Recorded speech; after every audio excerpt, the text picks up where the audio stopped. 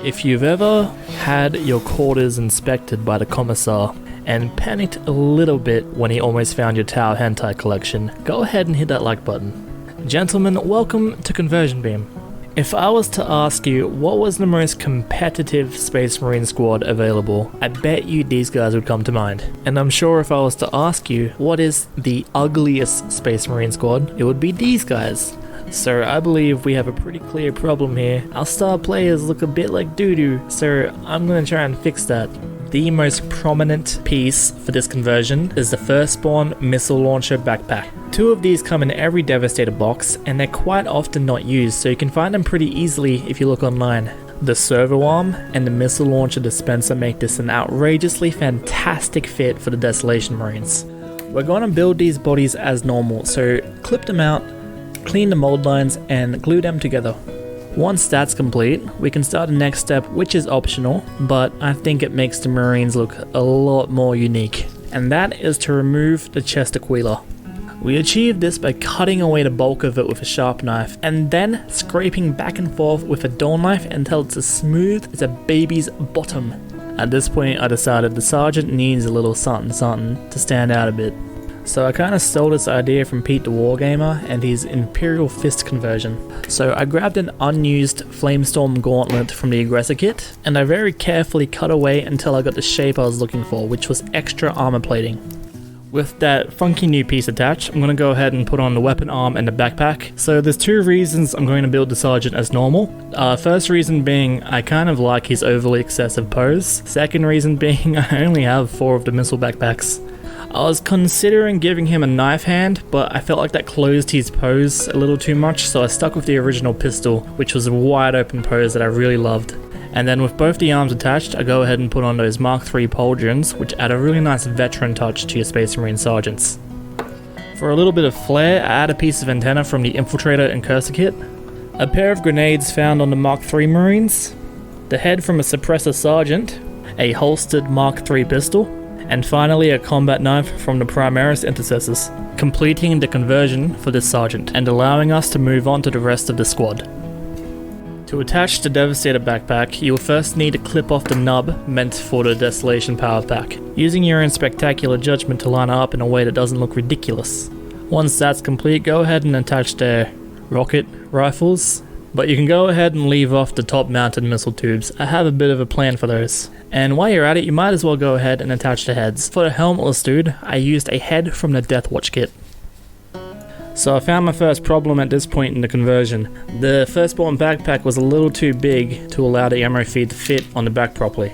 But I found my solution pretty quickly when I looked at the Intercessor kit. I grabbed the auto bolt rifle attachment.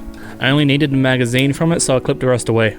I wasn't entirely happy with how it sat there, so I decided to cut away the top of the ammo feed. That way the Intercessor magazine would slot in place more easily, resulting in a far cleaner finish. With those magazines attached, we can go ahead and put on the shoulder pads now. I really like the idea of trimless shoulder pads, so I use Mark VI shoulder pads for my Marines. But you can use whatever you like.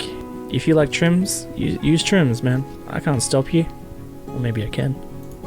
Now there's a pretty glaring issue with these Marines right now. On their back, on their bottom, there's a huge gaping hole.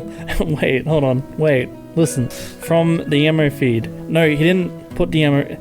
Just look, okay? There's a gap where the ammo feed's supposed to go, and it's disgusting, so we're going to cover that up using pistols. And as a cheeky little extra for my helmetless dude, I'm going to add a combat blade to his hip. And with that done, we can finally move on to their backpacks, which is what you probably came here for. The first order of business would be to remove the spacer in between the two rocket pods. You can easily get the bulk of it using your clippers and then scrape away with a sharp knife to make the edges flush. You don't have to worry about being too neat because you won't be able to see it in the end.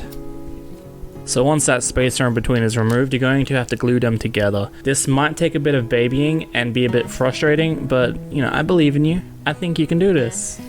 While that's drying, you can separate the end caps as well.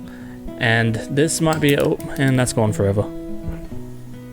After about 3 weeks, I finally found that one piece, and I promptly cleaned it and glued it onto the rockets. Now these might need a bit of babying as well, but just, you know, be patient, you can get it done. It would have been easier to do this step before I I disassembled it, but you're going to have to shave off these nubs at the bottom if you want it to fit onto the firstborn backpack. Now for the pose where the Marine is firing the missile, you're going to have to clip off one of the rocket heads and glue on one of the caps that is open.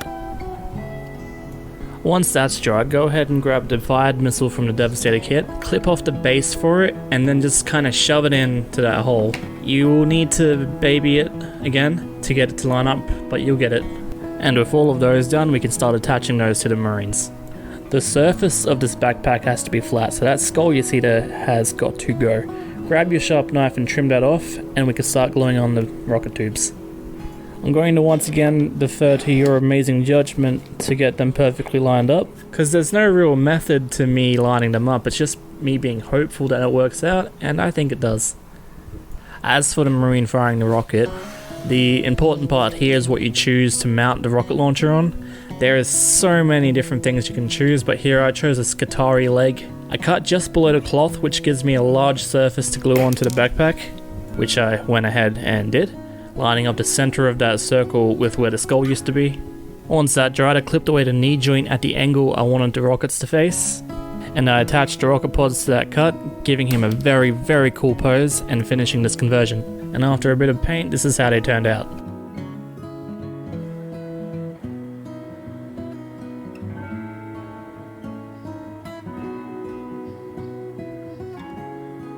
As the second squad to my custom chapter, I am very happy with how these guys came out, and as my second YouTube video, I'm feeling pretty good about it. I definitely have a little bit I need to work on, but I think I'm getting there. So if you like what you see, go ahead and like and subscribe, and I'll have more conversions on the way soon. Thanks.